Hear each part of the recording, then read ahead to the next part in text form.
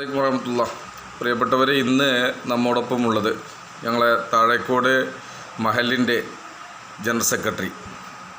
3 പതിറ്റാണ്ടിലപ്പുറം അദ്ദേഹത്തിൻ്റെ പിതാവിൻ്റെ മരണശേഷം ഈ മഹലിൻ്റെ ജനറൽ സെക്രട്ടറി സ്ഥാനം ഏറ്റെടുത്ത് 33 വർഷം പൂർത്തീകരിക്കുന്ന പ്രിയപ്പെട്ട മഠത്തിൽ ഹംസുക്ക എന്നാണ് ഞങ്ങൾ പറയുന്നത്, നാലത്ത് ഹംസു സാഹിബ്.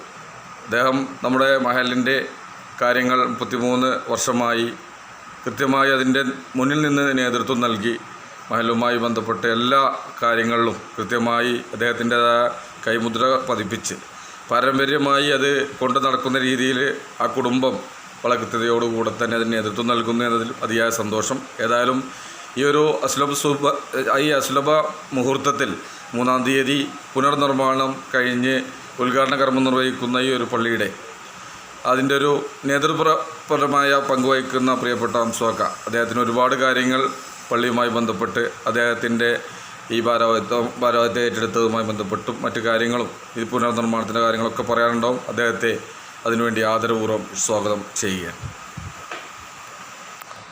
പ്രിയമുള്ളവരെ, അസ്സലാമു അലൈക്കും. ഞാൻ നാലകത്ത് ഹംസ.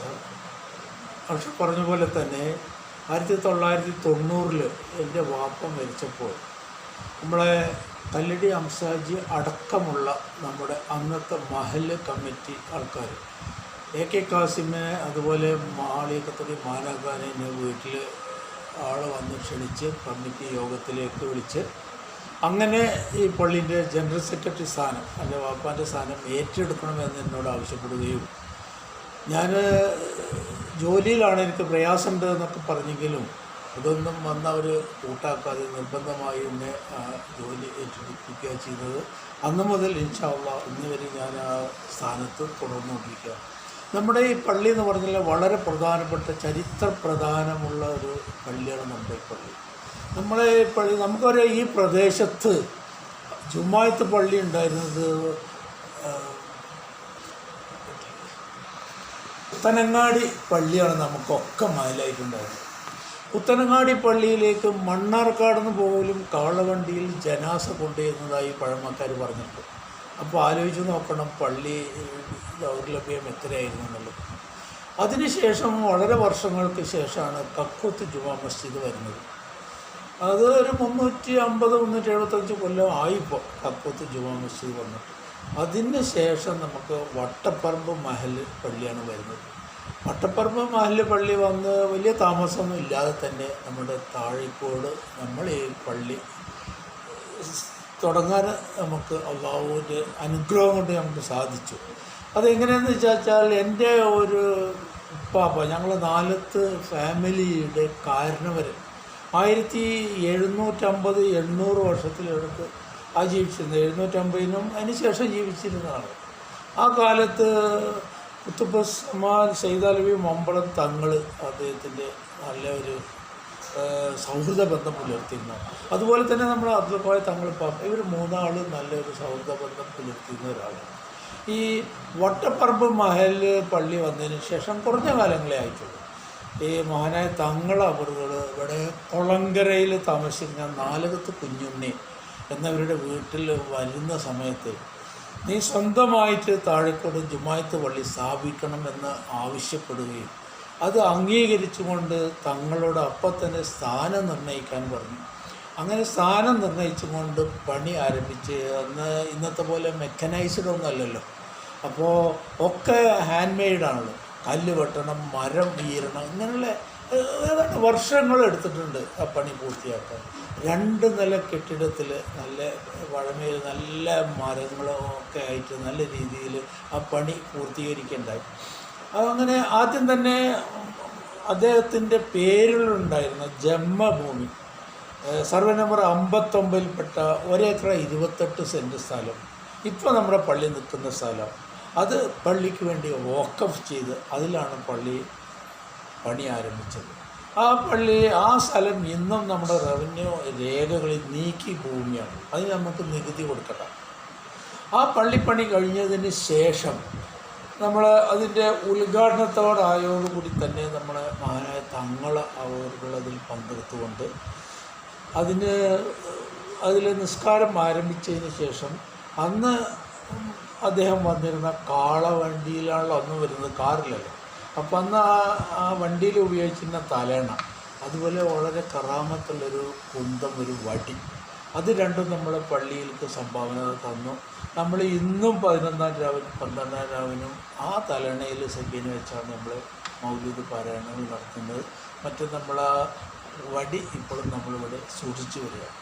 ഈ പള്ളി സ്ഥാപിച്ചതിന് ശേഷം നമ്മുടെ ഇതോടനുബന്ധിച്ച് തന്നെ 20 ഏക്കറോളം മൂപ്പര് സ്വന്തം ഭൂമി, ജന്മഭൂമി പള്ളിക്ക് വേണ്ടി വഖഫ് ചെയ്തു.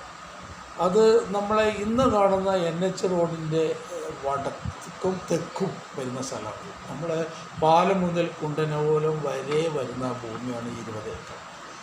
അത് സ്ഥാപിച്ചു. മറ്റേ വികസന പ്രവർത്തനങ്ങൾക്കും മറ്റ് ഈ പറയുന്ന പള്ളിയോടനുബന്ധിച്ചുള്ള സ്ഥലം ഖബർസ്ഥാനത്തിനുമായിട്ട് മൂപ്പര് സ്വന്തം പേരിലുള്ള ജന്മസ്ഥലം വഖഫായി കൊടുത്തുകൊണ്ട് ഇത് സ്ഥാപിക്കേണ്ടത്.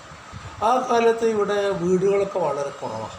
അപ്പോൾ പള്ളിയിൽ നമുക്ക് ജുമായ്ക്ക് ആൾ വേണം, അതുപോലെ തന്നെ ഒരു മഹല്ല് സ്ഥാപിക്കുമ്പോൾ അവിടെ കുയ്യമുക്രി വേണം, ഒസാൻ വേണം, മൂല്യന്മാർ വേണം. ഇവരൊക്കെ ഈ റോഡിൻ്റെ വടക്ക് ഭാഗത്ത് കാണുന്ന സ്ഥലങ്ങളിൽ അവർ വിളിച്ച് വരുത്തി താമസിപ്പിച്ചാണ്. ഇപ്പോഴും നമുക്കറിയാം കുഞ്ഞഹമ്മദാഖാൻ്റെ കുടുംബം, അതുപോലെ ഒസാർ, അവരൊക്കെ അന്ന് ആ കാരണന്മാരെ വിളിച്ച് താമസിപ്പിച്ച, പിന്നെ ഉസ്താദുമാരെയൊക്കെ തന്നെ. അതിന് ശേഷം ആ ഭാഗങ്ങളിൽ അവർ വിളിച്ച് താമസിപ്പിച്ചിട്ടുണ്ട്. ഓരോരുത്തരെ നമ്മൾ ഓരോ ആവശ്യങ്ങൾക്ക് വേണ്ടിയിട്ട് അവിടെ വിളിച്ച് താമസിപ്പിക്കുകയുണ്ടായി.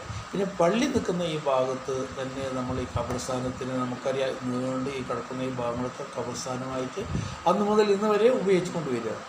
ഇതൊക്കെ ആണെങ്കിലും ഇത് നടത്തിപ്പിന് വരുമാനമില്ല. പണ്ട് കാലം എന്ന് പറഞ്ഞാൽ പറമ്പ് ആർക്കും ആവശ്യമില്ല. അപ്പോൾ പറമ്പുണ്ടെങ്കിൽ വില്ലേജിൽ നിന്ന് അല്ലെങ്കിൽ നെയ്തിക്ക് വന്നാൽ അത് ഇന്ത്യ അല്ല എന്ന് പറയുന്ന കാലമാണ്. അപ്പോൾ കൃഷിഭൂമിക്ക് അന്ന് വിലയുള്ളൂ. അപ്പോൾ അദ്ദേഹം വിചാരിച്ചു ഇത് നടത്തിക്കൊണ്ടുപോകണമെങ്കിൽ വരുമാനമുള്ള കൃഷിഭൂമി വേണം. അങ്ങനെയാണ് നമ്മൾ അവിടെ ആ തോട് മുതൽ ഇങ്ങോട്ട് 15 ഏക്കർ 1 സെൻറ്റ് സ്ഥലം, ആ പാടം മുഴുവൻ മൂപ്പരുടെ പേരിലുണ്ടായിരുന്ന ജന്മഭൂമി പള്ളിക്ക് വഖഫ് ചെയ്ത് കൊടുത്തു. അപ്പോൾ അതിന് ശേഷമാണ് ഇപ്പോൾ നമുക്കറിയാം അവിടെ റോഡ് വന്നു. KK തങ്ങൾ MLA ആയിരുന്നു വന്നപ്പോഴാണ് നമ്മൾ പള്ളിയുടെ സ്ഥലത്ത് നടുക്കൂടെ റോഡ് കൊടുത്തു. ആ റോഡ് കൊടുത്തത് 19 സെൻറ്റ് സ്ഥലം. അതിന് ആ 19 സെൻറ്റ് സ്ഥലം വിലക്ക് വാങ്ങിയിട്ട് പള്ളിൻ്റെ മുത്തവലി ഏൽപ്പിച്ചു കൊടുക്കുകയുണ്ടായി അന്ന് KK തങ്ങളുടെ കാലത്ത്. അങ്ങനെ ഈ 15 ഏക്കർ 1 സെൻറ്റ് സ്ഥലം ഇത് നടത്തിക്കുന്നു. അതിൽ വഖഫിൽ പറഞ്ഞിട്ടുള്ളത് ഈ 15 ഏക്കറിൽ വരുന്ന മൊത്തം നെല്ലിൻ്റെ വരുമാനം പറയുന്നത് 503 പറ നെല്ലാണ്. അന്നൊക്കെ പറയണം 6 പറയണ ഒരു ചാക്ക്. അങ്ങനെ 503. ഞാൻ നേരത്തെ സൂചിപ്പിച്ച പോലെ നമ്മൾ ബഹുമാനപ്പെട്ട KK തങ്ങൾ MLA ആയി വന്നതിന് ശേഷം നമ്മൾ തൂതർ റോഡ് വരുന്നത്.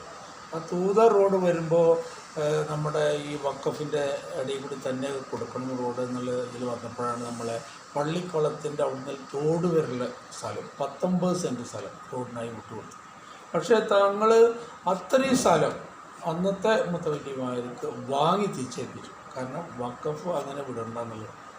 അതേസമയം നമ്മൾ വില്ലേജ് ഓഫീസ് മുതൽ കുണ്ടനോലം വരെയുള്ള NH റോഡ് നമ്മൾ മദ്രസിൻ്റെ 25 സെൻറ്റ് മദ്രസിനുള്ളതും ബാക്കിയുള്ള പള്ളിക്ക് വിട്ടുകൊടുത്തിട്ടാണ് നമ്മൾ ഈ റോഡിനുള്ള സ്ഥലം വിട്ടുകൊടുത്തിട്ടുള്ളത്.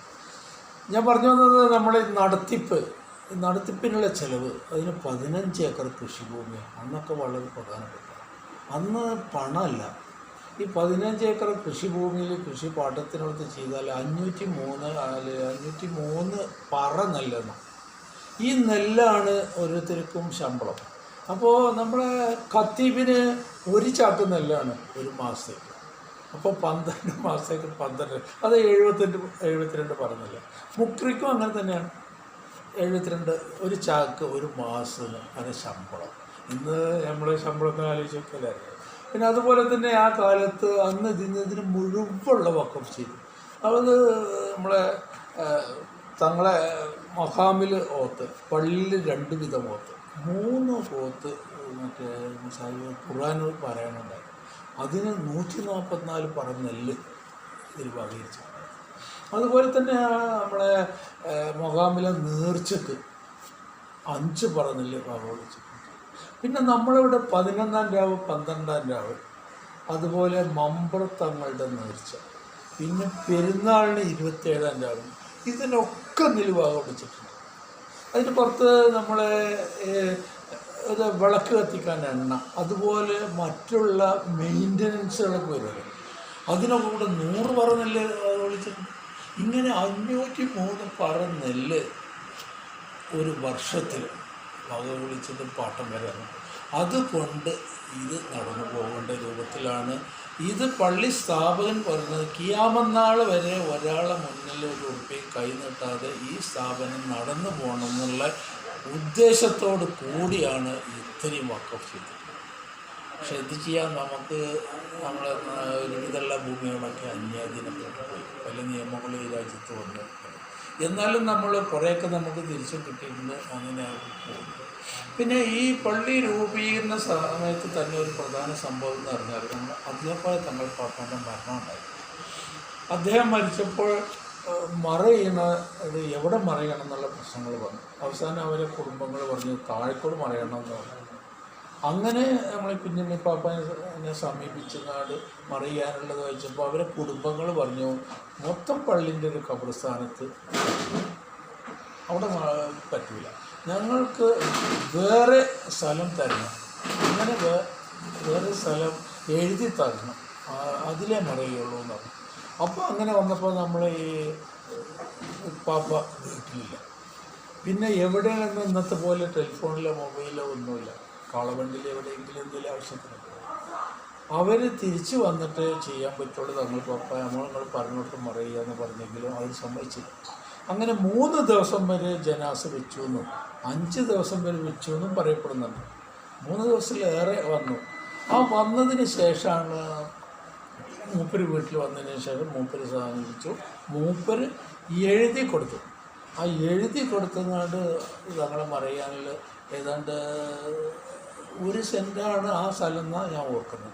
അത് എഴുതി കൊടുത്ത് അവിടെ മറയുക. അതിനുശേഷം പിന്നീട് അവരൊക്കെ കൂടെ ആവശ്യപ്പെട്ടിട്ട് 7 സെൻറ്റ് തങ്ങന്മാർക്ക് മക്ബറക്കായിട്ട് വിട്ടുകൊടുത്തിട്ടുണ്ട്. അങ്ങനെ ഒരു സംഭവം, വളരെ പ്രധാനപ്പെട്ട ഒരു സംഭവം വന്നിട്ടുണ്ട്. അതാണ് ഇപ്പോൾ ഇവിടെ മക്കാമ് എന്ന് പറഞ്ഞ് നിൽക്കുന്ന സ്ഥലം. പിന്നെ ആ കാലത്തൊക്കെ പഴയ കാലം എന്ന് പറഞ്ഞാൽ ഇപ്പോഴത്തെ ഒരു രജിസ്ട്രേഷനൊന്നുമില്ല. രജിസ്ട്രേഷൻ 1802 ബ്രിട്ടീഷുകാരുടെ കാലത്ത് രജിസ്ട്രേഷൻ ആക്ട് വരുന്നത്. പക്ഷേ രജിസ്ട്രേഷൻ ഡിപ്പാർട്ട്മെൻറ്റ് വരുന്നില്ല. നമ്മളെ ഇവിടെയൊക്കെ രജിസ്ട്രേഷൻ തുടങ്ങുന്നത് 1865 ആദ്യമായിട്ട് രജിസ്ട്രേഷൻ ഓഫീസ് തുടങ്ങുന്നത് 1865. അത് കണ്ണൂരിലെ അഞ്ചരക്കണ്ടിയിലാണ് ആദ്യം. പിന്നെയാണ് കൊച്ചിൻ ഏരിയയിലും മറ്റു മലബാർ ഏരിയയിലാണ് ആദ്യമായിട്ട് വരുന്നത്. അത് 1865 ശേഷം നമ്മൾ ഇന്നേ കാണുന്ന രീതിയിലുള്ള ഭൂമി രജിസ്ട്രേഷൻ. അതിന് മുമ്പുള്ള ഭൂമി എന്ന് പറഞ്ഞാൽ ജന്മിമാരെ കയ്യിൽ. ഈ ജന്മിമാർ ഭൂമി എന്ത് ചെയ്യും, അവർ ഓരോരുത്തർക്കും കൊടുക്കാറുള്ളത്. അത് കണ്ടിട്ട് കൃഷി ചെയ്യാൻ കൊടുക്കുന്നതാണ് കാണാതാരുണ്ടാവും. കാണാതെ നിങ്ങൾക്ക് ആ തന്നിൻ്റെ തൊട്ട് കുറച്ച് സ്ഥലമുണ്ടെന്ന് പറയുമ്പോൾ കേട്ടാധാരം കൊടുക്കും. ചില ആധാരങ്ങൾ വെറും പാട്ടം കൊടുക്കും. ഇങ്ങനെയുള്ളൊരു കാലം ഇന്നത്തെ പോലെ സ്പഷ്ടമായൊരിതുള്ള കാലമല്ല. ഈ കണ്ടാധാരം കേട്ടാധാരം വെറും പാട്ടമൊക്കെ ഇതൊക്കെ ഈ ജമ്മിമാരെന്നെയാണ് അവരെ പട്ടയ ഓഫീസ്. അപ്പോൾ അതിൽ മിച്ചവാരം കൊടുക്കും. മിച്ചവാരം ഒരു കൊല്ലത്തിൽ ഇത്ര നിശ്ചയിച്ചിട്ടുണ്ടാകും. കഞ്ഞിയിലും മകരത്തിലും മിച്ചവാരം പിരിക്കാൻ ആളുകൾ. ആ മിച്ചവാരം കൊടുത്തിട്ടില്ലെങ്കിൽ ആ ആളുടെ ഒരാൾക്കൊരു സ്ഥലം കഴിഞ്ഞ് തൊട്ടാൾ ആ സ്ഥലം നോക്കി വെച്ചിട്ടുണ്ട് വയലൊക്കെ കാര്യം. അപ്പോൾ ഇതിന് മിച്ചവാരം കൊടുക്കേണ്ട ലാസ്റ്റ് ഡേറ്റ് ഉണ്ടാവും, അല്ലെങ്കിൽ കുംഭോ മകരം 30 അന്ന് ആൾ മിച്ചവാരം കൊടുത്തിട്ടില്ലെങ്കിൽ മറ്റും പോയിങ്ങാണ്ട് മിച്ചവാരം കൊടുത്താൽ ഓൻ്റെ പേരിൽ മേക്കാണം ചാത്തി കൊടുക്കും. ഇവർ അങ്ങനെ മേക്കാണം ചാത്തിക്കുമ്പോൾ നമ്മൾ കുടിയിരിപ്പും സ്ഥലമൊക്കെ പോകുമ്പോൾ ഇറങ്ങി കൊടുക്കേണ്ടി വരും. ആ ഒരു കാലമാണ്, അല്ലാണ്ട് രജിസ്ട്രേഷനൊന്നുമില്ല. ആ കാലത്താണ് ഈ പറഞ്ഞ കടലാസിൽ എഴുതി കൊടുത്ത് അങ്ങനെയാണ് അവിടെ മറവ് ചെയ്തത്. അങ്ങനെയൊരു സംഭവം ഇവിടെ. പിന്നെ അതുപോലെ ഇവിടെ പ്രധാനപ്പെട്ട കാര്യം എന്ന് പറയാൻ തന്നെ നമുക്ക് നമ്മൾ 1932 നമ്മൾ ഈ അപ്പുറത്ത് സെപ്പറേറ്റ് കെട്ടിടം ഉണ്ടാക്കുന്നത്. അത് കല്ലടി മറ്റേ കമ്മാപ്പാജി കല്ലടി അംസാഖാൻ്റെ വാപ്പയാണ് ഒരു 25 സെൻറ്റും ഒരു 3 സെൻറ്റും ഒരു 13 സെൻറ്റും വഖഫ് ചെയ്ത് തന്നിട്ട് കല്ലടി വല്യായ്മ അല്ല നെല്ലായ വല്യായ്മയ്ക്ക് കൂടി കൂടിയിട്ടാണ് അത് സ്ഥാപിച്ചിട്ടുള്ളത്. അവിടെയാണ് നമ്മള് താഴെക്കോട് അല്ല ദർസ് പള്ളിയെ പണ്ടേ ഉണ്ട്. നല്ല പ്രമുഖരായ ഉസ്താദ്മാരും ദർസ് പള്ളിയിലുണ്ട്. അതിന് പുറത്ത് ദർസ് സെപ്പറേറ്റ് പള്ളിയിൽ നിന്ന് മാറ്റി. അപ്പൊ അത് ഇങ്ങനെ നല്ല രീതിയിൽ അവിടെ നടന്നു വരുന്നത്. അവിടെയാണ് നമ്മുടെ കുഞ്ഞൽ മ്യൂസില്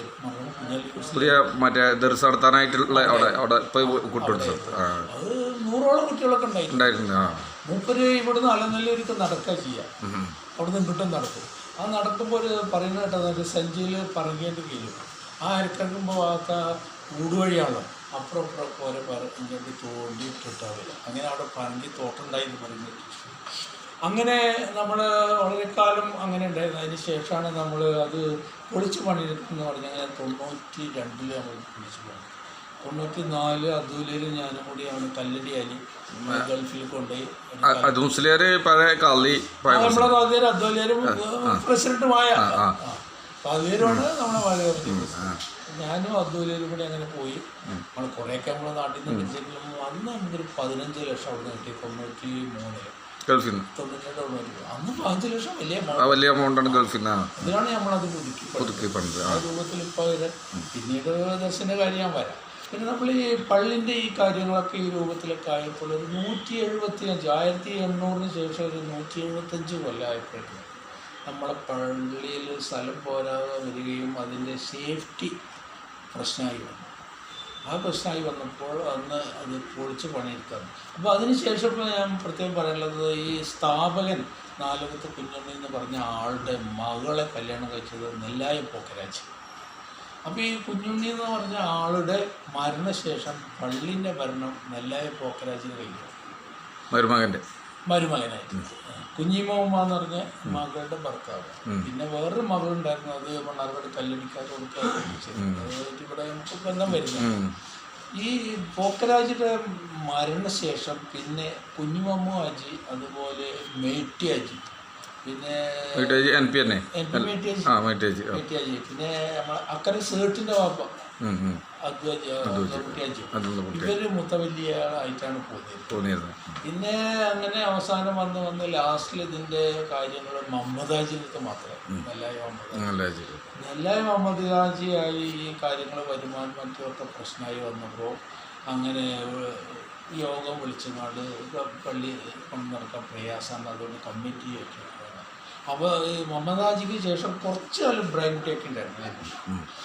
അങ്ങനെ ആ കമ്മിറ്റി കൂടിയിട്ട് പ്രഥമ കമ്മിറ്റി ഉണ്ടാക്കി. ബ്രൈൻകുട്ടിയാണ് പ്രസിഡന്റും എൻ്റെ വാപ്പ സെക്രട്ടറി ആയിട്ട്. അന്നാണ് ആദ്യമായിട്ടുള്ള കമ്മിറ്റി വരുന്നത്. ആ കമ്മിറ്റി വന്നതിന് ശേഷമാണ് നമ്മൾ ഈ പള്ളി 75 76 പള്ളി പൂർണ്ണമായും പൊളിച്ചു മാടി പണി. അത് നല്ല വാർപ്പൊക്കെ കൂടെ നല്ല രീതിയിൽ തന്നെ അതിൻ്റെ പണി പൂർത്തിയാക്കി. അതിനുശേഷം നമ്മളെ ഇവരെ ഈ കമ്മിറ്റി വളരെ കാലം ഉണ്ടായി. അതിനുശേഷം ഞാനീ പറഞ്ഞ മാതിരി 90 91 ആദ്യം കമ്മിറ്റീനെ വിളിച്ചിട്ട് ഇങ്ങനെ കമ്മിറ്റീനെ ഏൽപ്പിക്കുകയാണ്. 91 നിങ്ങൾ ഏറ്റെടുക്കുന്നത് 91 ആദ്യം. അപ്പോൾ ഇന്ന് അന്ന് കമ്മിറ്റി കൂടിയപ്പോൾ നമ്മുടെ മൈമുട്ടിയാച്ചി പളച്ചാലി മൈമുട്ടിയാച്ചി വരവ് ചെലവ് കണക്ക് ഒക്കെ അവതരിപ്പിച്ച് അത് നോക്കുമ്പോൾ ആയിരങ്ങളാണ് അവർ ചിലവ് കൊടുക്കും ആ കാലത്ത്. കാരണം ഒരു കത്തിയിലോട്ട് നമ്മൾ മുഖ്യമാക്കുന്നുണ്ട്, മോദരീസും ഉണ്ടാവും, ചിലവ് കുട്ടികളും കൊണ്ടാണ്. അങ്ങനെ പറഞ്ഞല്ലോ. അപ്പോൾ എല്ലാം കഴിഞ്ഞ് മൈമുട്ടി ആജി പളച്ചാലി മൈമുട്ടി ആജി ചോദിച്ചു, ദർസ് നമ്മൾ കൂട്ടുകയാണോ എന്താ വേണ്ടത് ചോദിച്ചു. അപ്പോൾ കല്ലടി ഹംസാജി പറഞ്ഞു, ദർസ് കൂട്ടണം തുടരണോ എന്നുള്ളത് നമ്മളൊരു ഉദ്ദേശം വെച്ചിട്ടാണല്ലോ ഇപ്പം നീ യോഗം ചേർന്നിട്ടുണ്ട്. നമ്മൾ സെക്രട്ടറി സ്ഥാനം നമ്മൾ അംശൂനെ ഏൽപ്പിക്കുക. കല്ലടി ഹംസാജിയാണ്, കല്ലടി കുഞ്ഞുണ്ണി ആജി, മഹമ്മൂദ് ആജി, നമുക്ക് പഴയ കാരണന്മാരൊക്കെ കൂട്ടാം. അങ്ങനെ ഏൽപ്പിക്കുക. എന്നിട്ട് എങ്ങനെ ഇത് മുന്നോട്ട് കൊണ്ടുപോകുക എന്നുള്ളത് പുതിയ കമ്മിറ്റിയുടെ തീരുമാനമെടുക്കട്ടെ. അങ്ങനെ അതുപോലെ നേരത്തെ എൻ്റെ പിള്ളപ്പോൾ തന്നെ പ്രസിഡന്റാണ്. അങ്ങനെ ഞാൻ വരുന്നതിന് മുമ്പ് തന്നെ എൻ്റെ വാപ്പുള്ള തന്നെ പ്രസിഡന്റ്. പിന്നെ നമ്മളെ കാതിയർ മരിച്ചതിന് ശേഷം കാതിയർ സ്ഥാനം അതുവരെ കൊടുക്കണം. ഞാൻ സെക്രട്ടറിയാണ്. General secretary. അങ്ങനെയാണ്. അങ്ങനെ നമ്മളെ ആ കമ്മിറ്റികളൊക്കെ വന്ന് ഈ ആ രൂപത്തിലൊക്കെ പള്ളി രണ്ടാമതൊക്കെ പുതുക്കി പണിത് ഇങ്ങനെ ആയിപ്പോഴുന്നു. പിന്നീട് നമുക്കിവിടെ വന്നത് ഈ മറ്റേ ഇവിടെ ഒരുപാട് സൗകര്യക്കുറവുണ്ടായി. ആ സൗകര്യക്കുറവ് വന്നപ്പോഴാണ് നമ്മൾ പള്ളിൻ്റെ മുകളിലൊന്ന് മേലുണ്ടായി, അതുപോലെ വഴി മേലുണ്ടായി. പിന്നെ അതുപോലെ നമ്മളെ കുട്ടികളെ കിട്ടാത്തൊരവസ്ഥ ദർശനമാണ്. അപ്പോൾ നമ്മൾ ആലിക്കുട്ടി അതിൻ്റെ അടുത്ത് ചെന്നപ്പോൾ ഇങ്ങനെ പട്ടിക്കാട് ജാമ്യ കോളേജ് ഇങ്ങനെ പരിപാടി തുടങ്ങാം, നിങ്ങൾ ജൂനിയർ കോളേജിൽ തുടങ്ങി. അങ്ങനെ മൂപ്പരെ നിർദ്ദേശപ്രകാരം ആദ്യമായിട്ട് നമ്മൾ തുടങ്ങി. മൂപ്പര് തന്നെയാണ് അന്ന് ക്ലാസ് ചൊല്ലിക്കൊടുത്തത്. അത് 11 കൊല്ലം മുമ്പ്. 11 കൊല്ലമായി. നിലവിലുള്ള ഇത് പിന്നെ ഈ കോളേജ് ആദ്യം നമ്മൾ തീരുമാനിച്ചത് 15 കുട്ടികളെ വെച്ചിട്ട് മതി, ആ രൂപത്തിൽ ആ ക്ലാസ്സൊക്കെ അറേഞ്ച് ചെയ്തു. അങ്ങനെ അറേഞ്ച്മെൻറ്റിൽ അതങ്ങനെ നടക്കണം. ആ നടക്കുന്ന സമയത്താണ് നമ്മൾ ഇതും വർദ്ധിക്കുന്നുണ്ട്. അതേസമയം വർഷങ്ങളായിട്ട് അങ്ങനെ ഒരു നിർദ്ദേശങ്ങൾ വന്നിരുന്നു, ഇത് NH ആണ് നമുക്കൊരു കോംപ്ലക്സ് വന്നത്. അപ്പോൾ ഇതിന് തുടക്കം കുറിച്ചത് CH ബാബുജി. അപ്പോൾ കമ്മിറ്റി കൂടിയപ്പോൾ നമ്മൾ കെട്ടുകയെന്ന് പറഞ്ഞു. അങ്ങനെ കോംപ്ലക്സ് കെട്ടാന്നുള്ള രൂപത്തിൽ പ്ലാനൊക്കെ ഉണ്ടാക്കി. അത് കേട്ടോട് കൂടി തന്നെ ബാപ്പുജി വന്നിട്ട് 2 ലക്ഷം രൂപ ആദ്യം സംഭാവന. ഇതിൻ്റെ മുതൽ മുടക്കിൻ്റെ തുടക്കം CH ബാപ്പുജി എപ്പോഴും എന്നോട് പറയാറുണ്ട്. മൂപ്പരും കല്ലടി ഹംസാജിയാണ് എനിക്ക്, കല്ലടി കുഞ്ഞുണ്ണിയാജി, മഹമ്മൂദാജി, ഇവരൊക്കെയാണ് എനിക്ക് ഇതിന് വേണ്ട നിർദ്ദേശം. അതുപോലെ AK അസമൂല്യൻ, ഇവരൊക്കെയാണ് എനിക്ക് ഇതിൻ്റെ വേണ്ട കാര്യങ്ങളും നിർദ്ദേശങ്ങളും തരാം. അങ്ങനെ നമ്മൾ ഇതിൻ്റെ പ്രവൃത്തി ആരംഭിച്ചു. ഇത് ഇത്തിരി വലിയ രീതിയിൽ ഏതാണ്ട് ഇപ്പോൾ ഒരു 10 കോംപ്ലക്സിൻ്റെ 25,000 സ്ക്വയർ ഫീറ്റ് വരും. 25,000 സ്ക്വയർ ഫീറ്റ്. അതിൻ്റെ അടിയിൽ ഇപ്പോൾ ഈ ക്ലാസ് റൂമുകളും പിന്നെ നമ്മൾ അണ്ടർഗ്രൗണ്ടിൽ ഈ അണ്ടർഗ്രൗണ്ട് നമ്മൾ ശരിക്കും പില്ലറിൽ നിർത്തിക്കായിരുന്നു. അണ്ടർഗ്രൗണ്ട് കൂടി ശരിക്കും ഉപയോഗപ്പെടുത്തി നമ്മളെ അവിടെ കുട്ടികൾ 60 എണ്ണോ 70 എണ്ണോ ആയപ്പോൾ ഒന്നും കിട്ടില്ല. അവിടെ ക്ലാസ്സും ഇല്ല, ഇത് പൂട്ടാനും വയ്യ. അപ്പോൾ ഒരു തലക്കുന്ന നമ്മൾ ഫസ്റ്റ് സ്റ്റേജ് 7 റൂം ശരിയാക്കി, പിന്നെ അടുത്ത 7 ശരിയാക്കി, പിന്നെ ഫുള്ളായിട്ട് ശരി ഇതൊക്കെ അണ്ടർഗ്രൗണ്ടിലാണ്. അതൊക്കെ ക്ലാസ് മുഴുവൻ അണ്ടർഗ്രൗണ്ടിലാണ്. അപ്പോൾ ഇത്രയും കുട്ടികൾ ഇപ്പോൾ നമുക്ക് ഏതാണ്ട് 145 കുട്ടികളുണ്ട്. 15 ഉസ്താദന്മാരൊക്കെ 15 അധ്യാപകരും. അപ്പോൾ ഇവരൊക്കെ ക്ലാസ്സുകൾ ഇവിടെ അറേഞ്ച് ചെയ്തപ്പോൾ പിന്നെ അവർക്ക് എന്തായി താമസ സൗകര്യമാണ്. അപ്പോൾ നമ്മൾ പിന്നെ മുകളിൽ ഹോസ്റ്റലിൽ പണി. ഈ ഹോസ്റ്റൽ പണിയത്തോടു കൂടി തന്നെ നമുക്ക് ക്യാൻറ്റീൻ ഭക്ഷണം.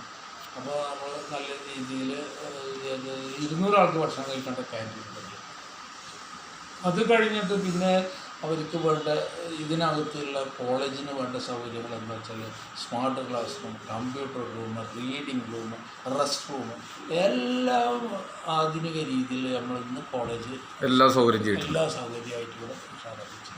അതുപോലെ തന്നെ ഇപ്പോൾ നമ്മുടെ പണി തുടങ്ങിയപ്പോൾ തന്നെ നമ്മൾ എന്ത് ചെയ്തു, അവിടെ ഒരു നിസ്കരിക്കാൻ വേണ്ടി ഒരു ഹാളുണ്ടാക്കി. ആ ഹാള് ഇപ്പോൾ കുട്ടികളെ ഓഡിറ്റോറിയം ആയിട്ടുണ്ട്.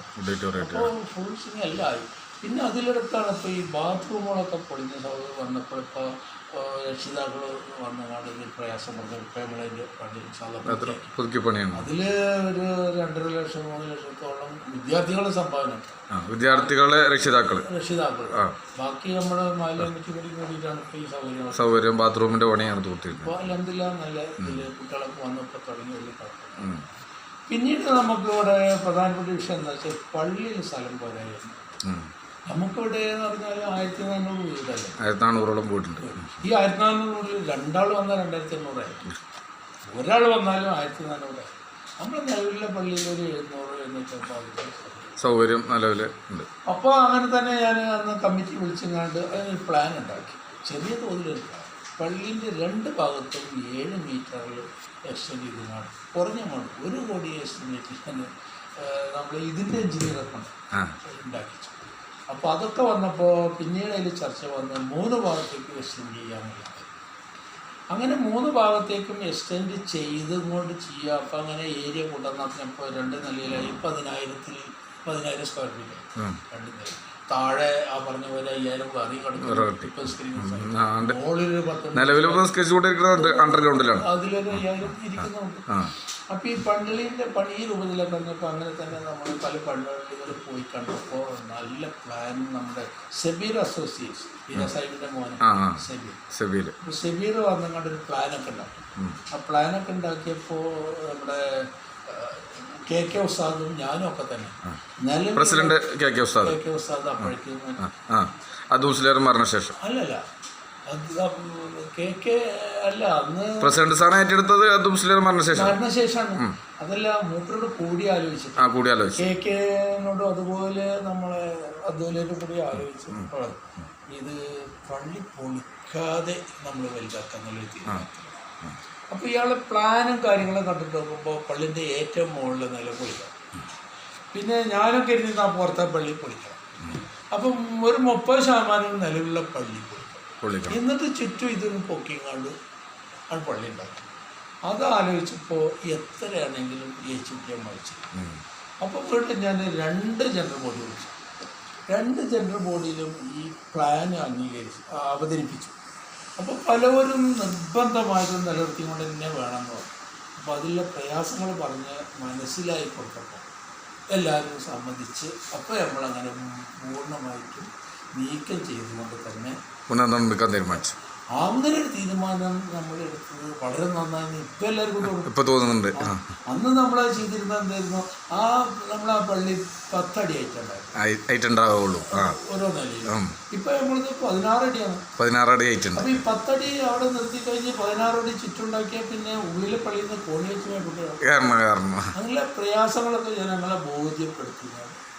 കുറച്ചുകൂടെ ഇന്ന് ഈ രൂപത്തിലാക്കി പള്ളിയുടെ പണി ആരംഭിക്കുമ്പോൾ തന്നെ നമ്മളത് 1 വർഷം മുമ്പ് തന്നെ നോമ്പിന് കണക്ഷൻ ആരംഭിച്ചു. ഏതാണ്ട് 1 കോടിയോളം റുപ്യ ഓഫർ വന്നപ്പോഴാണ് നമ്മൾ സ്റ്റാർട്ട് ചെയ്തത്. എന്നാലും എനിക്ക് എന്താ തോന്നുന്നത് വിചാരിച്ചാൽ നമ്മൾ ഈ മഹല്ല് നിവാസികളാണ് ഉദാര മനസ്സിലാണ്. കാരണം നമ്മൾ എന്തെന്ന് മെമ്പറെ കയറി പറഞ്ഞാലും അത് അവർ കൊടുക്കും. അത് പിന്നെ നമുക്ക് എന്തോ കാലങ്ങളായിട്ടുള്ള ഒരു സംഭവം ഇവിടെ എന്തോ ഒരു കറാമത്തി നമുക്ക് മനസ്സിലാക്കാം. നമ്മളൊരു കാര്യത്തിന് ഇറങ്ങിക്കഴിഞ്ഞാൽ അതൊരു പൂർത്തിയായി. 100% വലിയ ഉദാഹരണം ഇതിനെന്താ ഒരു റുപ്പി മുതലില്ലാതെ നമ്മൾ ഇത്രയും വലിയ 3 കോടിക്ക് ഇത്രയും ഡെവലപ്മെൻറ്റ്സ് ചെയ്തത്. അപ്പോൾ അത് പ്രപ്പോസൽ വെച്ചു, അഡ്വാൻസ് വേണം, സംഭാവന, അതിലങ്ങനെയാണ് തുടങ്ങി. പിന്നെ നമ്മൾ ക്യാൻറ്റീനും ഹോസ്റ്റലൊക്കെ ഉണ്ടാക്കാനാണ് നമ്മൾ കുറച്ച് തേക്ക് കൊടുത്തത്. അതിലങ്ങനെ ഇതൊക്കെ കൂടെയായിട്ട് ഓരോ സംഭാവനയൊക്കെ കൂടെയായിട്ട് എങ്ങനെ നല്ലതാണ് പൂർത്തിയായി. അത് പൂർത്തിയായത് സാമ്പത്തിക അല്ല, സാങ്കേതികത്താണ് ഏറ്റവും കൂടുതൽ പ്രയാസം. കാരണം ഇതിൻ്റെ മറ്റ് രേഖകളും കാര്യം അതാണ് എവിടെയെന്ന് നമുക്ക് പറയാം. 1800-ലാണ് അത് വഖഫ് ബോർഡിൽ പറയുന്നത് ദ്രവിച്ചു പോയി. നമുക്ക് ഇതുണ്ടാക്കണമെന്നുണ്ടെങ്കിൽ അതിൻ്റെ കുറേ സാങ്കേതിക പ്രശ്നങ്ങളുണ്ടായിരുന്നു. അതൊക്കെ പല രൂപത്തിൽ അള്ളാഹിൻ്റെ ഒരു അനുഗ്രഹം കൊണ്ട് അതൊക്കെ ഇങ്ങോട്ട് ശരിയായി. അതല്ലെങ്കിൽ ഒരിക്കലും എത്ര ആൾക്കാർ പറഞ്ഞിരുന്നു അത് നടക്കില്ല, നമ്പർ കിട്ടില്ല, അത് ചെയ്യാൻ പറ്റില്ല, അത് ഇത്രയും ഉണ്ടാവില്ല. പക്ഷെ അതൊക്കെ എന്തൊരു പെട്ടെന്ന് അള്ളാഹിൻ്റെ അനുഗ്രഹം എല്ലാം ശരി. ഞങ്ങൾ ഉദ്ഘാടനം ചെയ്തു ഈ രൂപത്തിലായി. പള്ളിൻ്റെ കാര്യം തന്നെ ഞങ്ങൾ തുടങ്ങി വെച്ചപ്പോൾ ഇതിൽ 1 കോടി റുപ്യയുടെ ഓഫർ ഉണ്ടായിരുന്നെങ്കിലും ബാക്കിയൊക്കെ നമ്മൾ 10-20 റുപ്യയിലെ പുറത്തുള്ളൂ.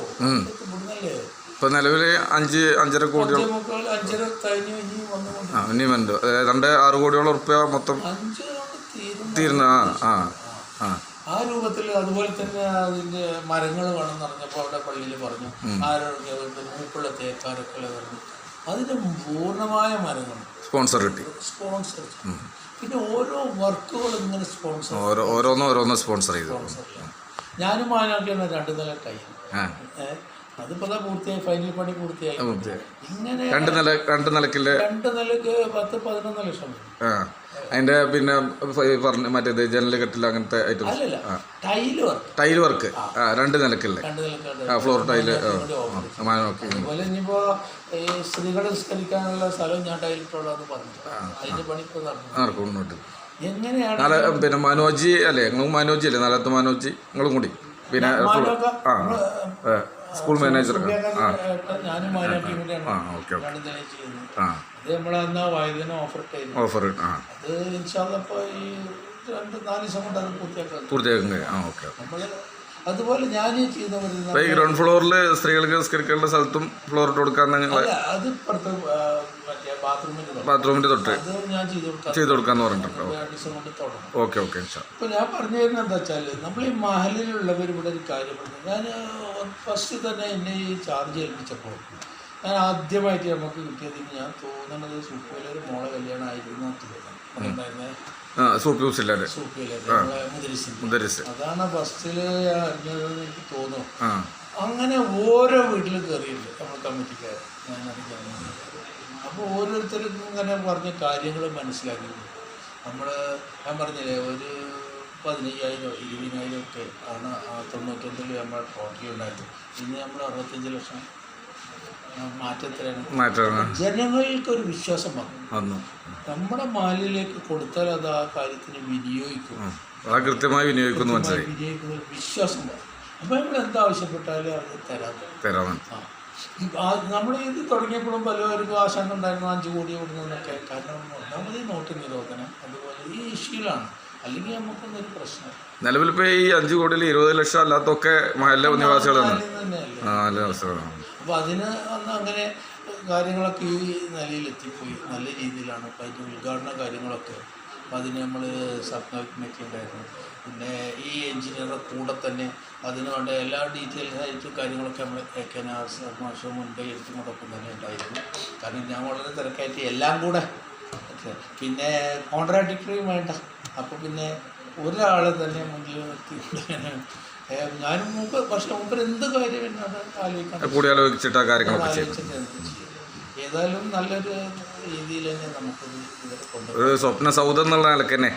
അല്ല നമ്മൾ ഈ പ്രദേശത്ത് പലരും പറയാറുണ്ട് നമ്മളെ പള്ളി അതൊരു സംഭവമാണ്. പലരും ഒത്തിരിയൊക്കെ കാര്യങ്ങളാണ് നമുക്കുള്ളത്. നമുക്കിത് പൂർത്തിയാക്കിയിട്ട് അതുപോലെ നമ്മളെ കുട്ടികളും കോളേജും ദീന് നിലനിൽക്കണ്ടേ. പലവർക്കും അതിലൊരു ആശങ്കയുണ്ട്. എന്തിന് ഇത്ര കുട്ടികൾ തുടക്കം മുതൽ ഇന്ന് വരെ ദിവസം ഒക്കെ നിലനിൽക്കുന്നത് നമ്മളെ ഈ ഒരു മഹല്ല എന്നുള്ള നിലക്ക് തന്നെയാണ്. ചുറ്റോട്ടത്തിൽ തന്നെ ഇത്രയും കാര്യങ്ങളായി. അതെ. പിന്നെ നമ്മളത് അങ്ങനെ അങ്ങോട്ട് ചെറുതാക്കാനും വയ്യ. പിന്നെ ദർശന കുട്ടികളെ കിട്ടൂല. പിന്നെ നമ്മൾ ഈ ഒരു ഇഷ്യൂ നോട്ട് നിരോധനം മാറ്റിയതില്ലാന്നുണ്ടെങ്കിൽ ഇവിടെ ഒരു വിഷയമില്ല. ഒക്കെ നല്ല രീതിയിൽ അങ്ങനെ പോകുന്നില്ല. പിന്നെ ഏതായാലും ഇൻഷാ അല്ലാഹ് നമുക്ക് 3-ാം തീയതി വരുന്ന ഇതിൻ്റെ ഉദ്ഘാടനം കൂടെ ഇപ്പം തന്നെ നമുക്ക് ഇന്ന് തന്നെ ഇപ്പോൾ ഒരു 19 ആൾ പുറത്തേക്കുന്ന രൂപത്തിലായി. അപ്പം ഇനി നീട്ടാൻ വയ്യ. നമുക്ക് ഈ 12 വെള്ളിയാഴ്ച കഴിയുമ്പോൾ ഉദ്ഘാടനമായിട്ട് ഇവിടെ തന്നെ ഇൻഷാ അല്ലാഹ് നല്ല നിലയ്ക്ക് നമുക്കിതായിട്ട് മുന്നോട്ട് പോകണം. നമുക്ക് ഇതിനു വേണ്ടി സഹകരിച്ച ആത്മാർത്ഥമായി ശാരീരികമായും സാമ്പത്തികമായും സഹകരിച്ച എല്ലാവർക്കും അർഹമായ പ്രതിഫലം ഇഹത്തിലും പരത്തിലും അല്ലാഹു നൽകുമാറാകട്ടെ. അസ്സലാമു അലൈക്കും വറഹ്മത്തുള്ളാഹി.